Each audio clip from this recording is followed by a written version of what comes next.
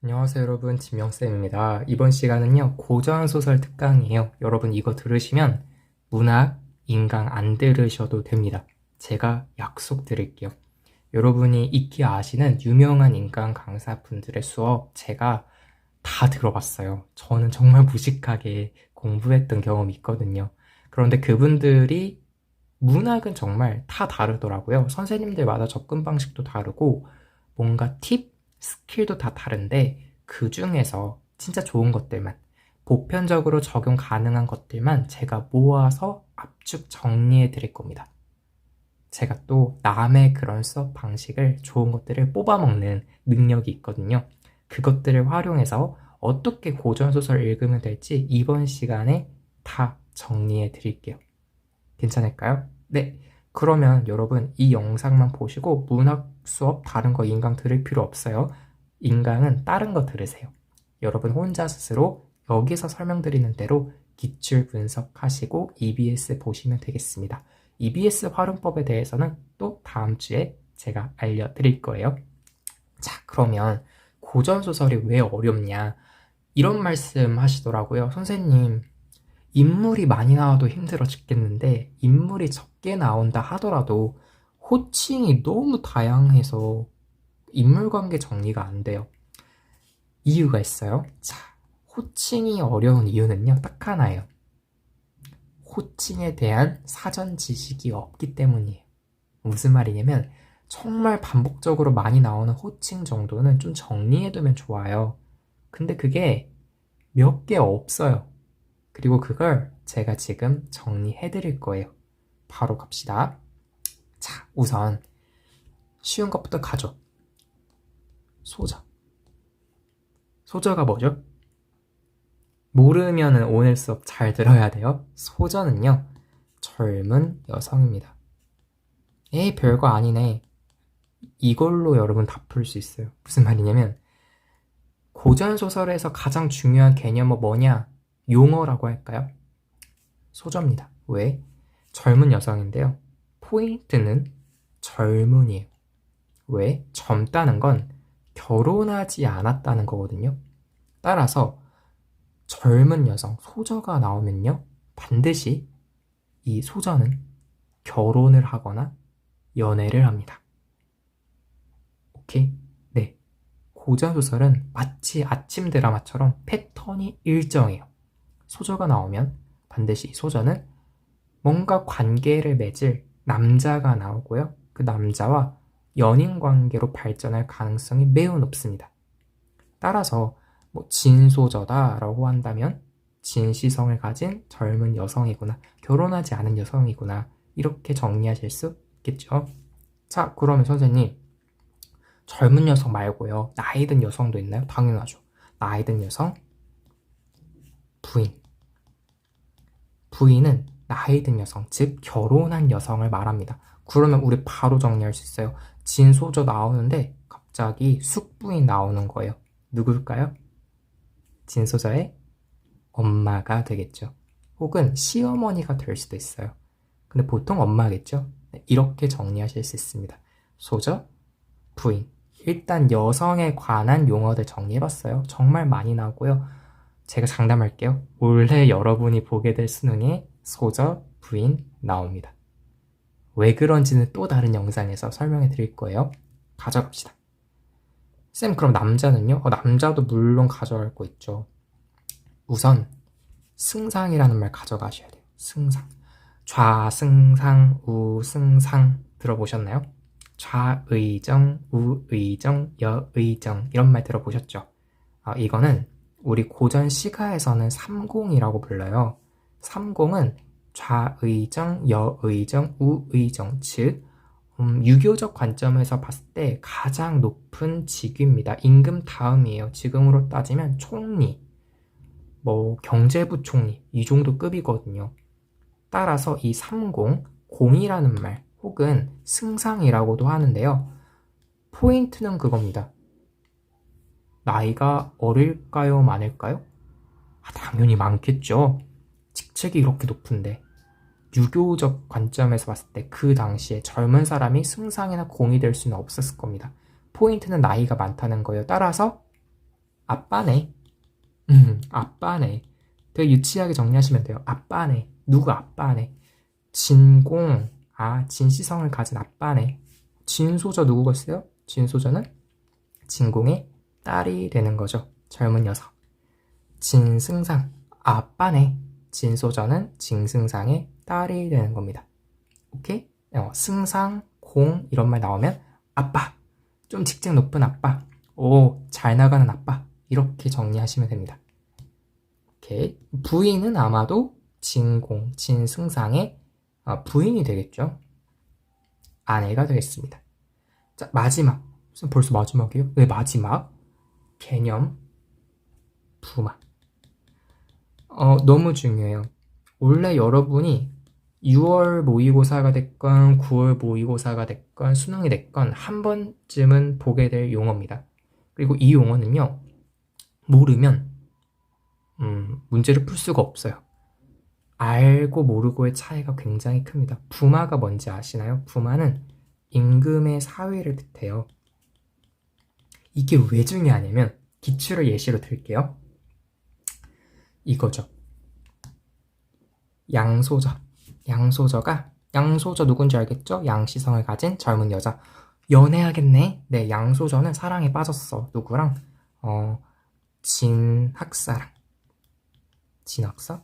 출판사 이름 같기도 하고. 네, 진학사랑 이제 사랑에 빠졌어. 근데 그 당시에는 이제 자유연애가 불가능하던 시절이거든요. 진학사가 너무 괜찮은 거야. 누가 봤을 때? 임금이 봤을 때. 공부도 잘하고 얼굴도 잘생기고 또 싸움도 잘하는 것 같아.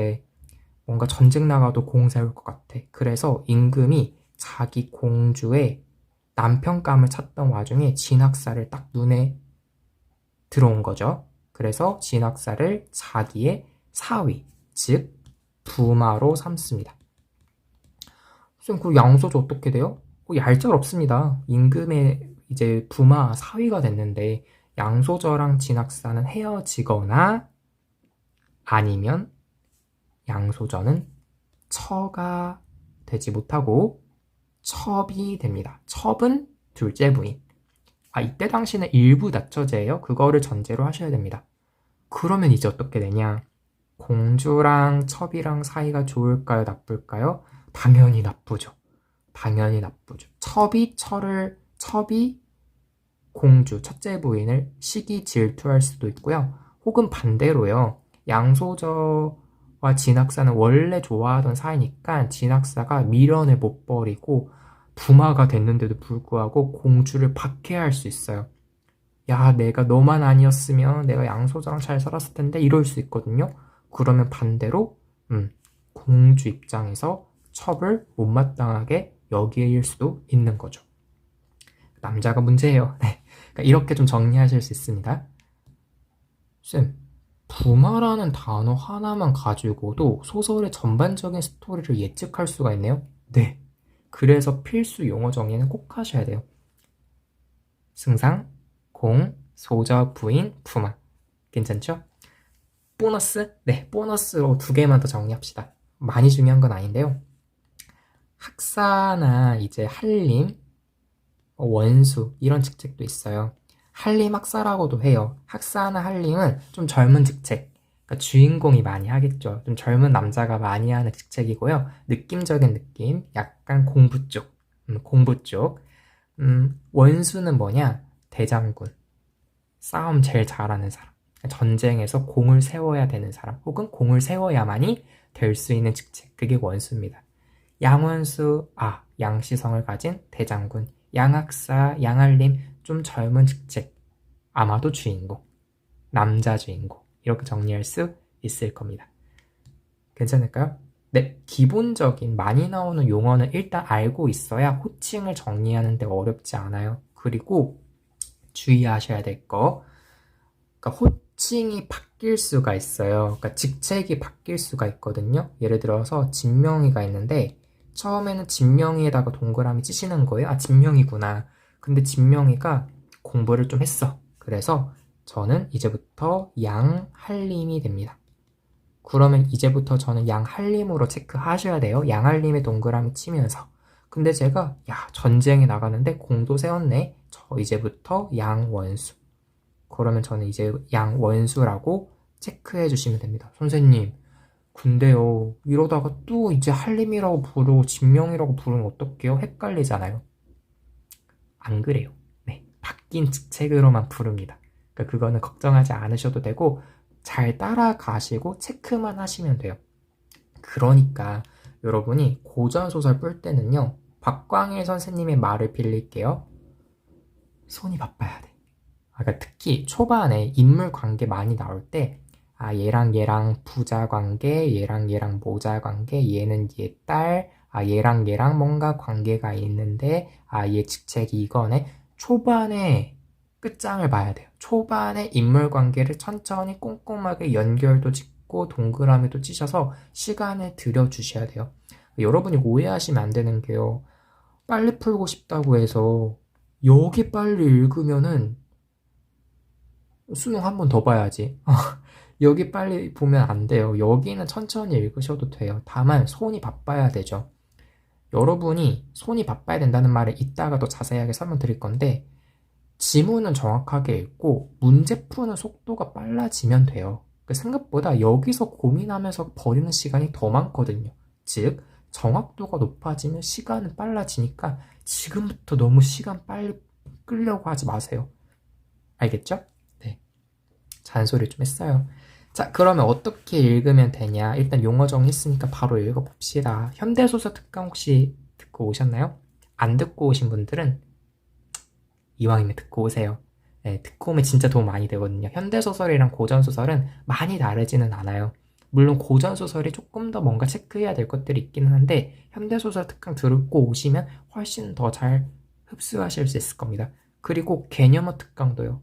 제발 개념어 특강은 진짜 꼭 듣고 오셔야 돼요. 쌤, 한 영상에서 도대체 몇 개 영상 홍보하는 겁니까? 아, 좋아요. 그럼 그냥 바로 들어가 볼게요. 승상 나온 딸 하나가 있었다. 바로 나오네요. 승상 누구? 아, 아빠, 나이 많은 아빠. 나업이란 이름을 갖고 있네. 딸 하나 있네. 눈치 빠른 분들 얘 이제 나중에 뭐라고 부르겠어요? 네, 소저라고 부르겠죠. 네, 소저가 되게 괜찮아요. 빼어났대요. 제2애가 당대에 빼어났다. 그러니까 이런 분들 있을 수 있어요. 고전소설 잘 못하시는 분들 중에서 쌤 한문 너무 어려워요. 제2가 뭐예요? 몰라도 돼요. 몰라도 돼. 뭐만 체크하면 돼? 아, 되게 괜찮은 애구나 만 체크하시면 돼요. 안 물어봐요. 자, 아이는 아이 인물 또 나왔네? 그러니까 이런 게 힘들다는 거잖아요. 초반에 인물이 너무 많이 나온다. 근데 그거는 초반에 좀 시간 많이 들여서 인물 관계 잘 설정만 하시면 후반 가면 어렵지 않거든요. 우리 드라마 보면 펜트하우스? 장난 아니잖아요. 인물 엄청 많은데 1화만 봐도 인물 관계 금방 정리되죠. 고전소설은 오죽하겠어요? 초반에 인물 정리 잘 해두시면 후반에 가서 안 까먹어요. 초반에 잘 정리하셔야 됩니다. 아이가 이 말을 듣고 이제 자기 거울 고치는 장사예요 라고 속여서 승상 집 앞에서 거울 고치시오 라고 막 외쳤대요. 소저는 소저 봐봐요, 나오잖아요. 그러니까 이러면 안 돼. 소저를 모르면 딸은 누구고, 나업은 누구고, 아이는 누구고, 소저는 누구고 이럴 수 있거든요. 승상 얘는 또 누구지? 이러면 안 되고, 소저가 아까 젊은 여자라고 했잖아요. 딸이겠죠. 이 빼어난 딸은 이 말을 듣고 거울을 유모에게 주어 보낸 거예요. 소저는 유모 뒤를 따라. 그러니까 이러면 또 안 되는 게, 쌤 유모도 나오잖아요. 자, 유모는요, 이렇게 생각하시면 됩니다. 유모는 약간 조연이라고 하기도 뭐하고 엑스트라라고 하기도 뭐한 단역. 그러니까 약간 그 펜트하우스에 보면은 안 보신 분도 있겠지만 그 집안일 도와주시는 가사 도우미 분 항상 드라마 보면 그 나오잖아요. 우리 그분 따로 안 해오죠. 그 정도 위치예요. 그냥 가볍게 보시면 됩니다. 자, 소저는 유모 뒤를 따라서 이렇게 본 거예요. 아, 쟤는 누구지? 거울 장사? 근데 그 거울 장사 이 아이가 거울을 일부러 떨어뜨린 거예요. 그러면서 유모가 뭐야 이거 비싼 거울인데 하니까 제가 거울값 변상하게 저 노비로 삼아주세요. 제가 이런 말 했죠. 소저가 나오면 뭔가 남자와 관계를 맺게 된다. 그 남자 누구겠어요? 아이죠. 이 아이가 이 여자한테 반했잖아요. 일부러 이 집안에 잠입을 하는 거죠. 이 소자한테 접근을 하려고 어떻게 좀 대화라도 해보고 싶었나 봐요. 노비가 될 정도니까. 자, 그러면 이제 어떻게 상황이 벌어질까? 자, 유모가 이를 들어 이제 승상께 아랬더니 허락한 거예요. 그래서 파경로라고 이제 이름을 지었어요. 자, 이제부터 호칭 바뀌었으니까 이 아이의 이름은 뭐? 파경로. 이후에 계속 뭐라고 했어요? 파경로, 파경로, 파경로. 근데 뭐예요? 말 먹이는 일을 시켰거든요. 근데 말들은 저절로 살쪄서 여인 것이 하나도 없대요. 자, 여기서 우리 이제 본격적으로 들어가는 거예요. 그러니까 현대소설 특강 들어보신 분들은 아시겠지만 소설을 읽을 때 핵심이 뭐였나요? 인물 관계 잘 정리하고 인물에다가 동그라미 치고 만약에 나쁜 애 있으면 세모 정도 치고 근데 정말 중요한 거는 뭐? 그 인물이 느끼는 심리. 심리는 반드시 밑줄 치자고 했죠. 고전소설도 똑같아요. 근데 제가 아까 고전소설은 손이 좀 바빠야 된다고 했잖아요. 그게 뭐냐면 고전소설 읽으실 때 여러분이 반드시 미리 체크해야 되는 것들이 있어요. 개념의 특강에서도 이미 언급한 적이 있어서 빠르게 반응하시는 분도 있겠지만 세 가지입니다. 따라합시다. 따라하세요. 전. 서복전. 따라합시다. 서복전 뭐냐면 서술자 개입, 서술자 논평이라고도 해요. 개념의 특강에서 설명드렸습니다. 마지막 복선 암시 그리고 전기적 요소. 이거는요 나오면요 물결을 쳐주세요. 쌤, 뭐 이런 거 할 시간이 어디 있다고? 아니라니까. 이거 미리 해야 아까 문제 풀 때 빨리 풀 수 있다니까요. 물결 치셔야 됩니다. 왜냐면 나오거든요. 무조건 나오거든요. 근데 미리 체크 안 하면 헤매게 돼 있어요. 아, 이런 거 있었나? 거기서 시간 다 버리는 거거든요. 일단 서술자 개입은 이런 거예요. 개념 특강 안 들으신 분들을 위해서 다시 설명드리면 서술자의 목소리가 들어가는 거예요. 예를 들어서 심청이 본래 효심이 극심한지라 심청이 인생 가련또 가련하다. 뭐죠? 작가가 서술자라고 할게요. 작품 밖에 또 다른 절대적인 존재가 그의 목소리가 들어가서 인물에 대해 평가하거나 상황에 대해 평가하는 그런 걸 서술자 개입이라고 합니다. 복선 암시는 뭐냐면요. 대표적인 게 꿈과 점이에요. 꿈을 꾸는데 꿈에서 이제 어떤 스님이 나타나서 며칠 있다가 잘생긴 남자 나타날 거예요 라고 말하고 꿈에서 깼어. 그럼 진짜 며칠 있다가 잘생긴 남자가 나타납니다. 점도 보면은 100% 거의 뭐 신들린 무당이에요. 다 맞아요. 그러니까 이렇게 복선, 암시 나오면요 반드시 물결 치세요. 왜? 선지에 무조건 구현됩니다. 마지막 전기적 요소. 전기적 요소라는 건 기이하다, 신기하다 할 때 그런 전기적 요소. 변신을 한다든지 특별한 능력이 있다든지 도수를 부린다든지 전기적 요소. 괜찮을까요? 그러니까 이런 거. 말들 먹이는 일 시켰더니 파경로한테 시켰더니 말들이 알아서 살쪄서 여윈 것 하나도 없대. 야, 대박이네. 심지어 성관들이 막 구름처럼 몰려오고 말들이 막 머리를 숙이면서 늘어서 있고 기이하게 여길만 하네. 그래서 뭐예요? 승상 부인은 이 말을 듣고 승상에게 말해요. 야, 장난 아닌 것 같아요. 쟤 우리 천한일 맡기지 맙시다. 보통 아이 아니에요. 라고 하면서 화초를 가꾸는 일을 시킵니다. 괜찮을까요? 문제로 갈게요. 32번. 풀어보신 분들은 아실 겁니다. 먼저 풀어보세요. 32번. 이왕이면 프린트해서 보면 더 좋은데 정답은 2번입니다. 왜? 파경로가 관리한 동산의 화초는 승상 부인으로부터 인정받는 계기로 작용한다. 그럴싸하잖아요. 근데 개념의 특강에서도 또 말씀드렸어요. 계기라는 선지. 계기는 뭔가요? A가 B의 계기라고 했을 때 A가 일어나지 않으면 B는 절대로 일어날 수 없는 직접적인 원인이 계기라고 했습니다. 평가어는 단순한 선후관계, 먼저 일어난 일과 뒤에 일어난 일을 인과관계, 즉 계기인 양 속여요. 보시면 파경로가 동산의 화초를 가꾸는 건 맞죠. 근데 화초가 인정받은 계기는 아니죠. 직접적인 원인은 뭔가요? 우리 아까 체크한 거 전기적 요소. 성관들이 갑자기 막 나타나고 말들이 알아서 살찌고 이런 게 직접적인 계기가 되는 거죠. 이해가 되죠? 그러니까 즉 전기적 요소를 내가 미리 체크하고 유념해서 봤기 때문에 빠르게 반응할 수 있다는 겁니다. 그리고 저의 개념 특강을 들으신 분들은 계기라고 하는 선지가 얼마나 중요한 개념인지 알고 계실 거예요. 빠르게 반응할 수 있는 거죠. 분명히 진명쌤이 계기가 나오면 단순 선후관계랑 엮어서 낸다고 했는데 맞다. 아까 전기적 요소 중요하다고 했잖아. 맞아. 이건 직접적인 인과관계가 아니지. 먼저 일어난 일일 뿐이구나. 이렇게 반응할 수 있는 거예요. 괜찮나요? 네.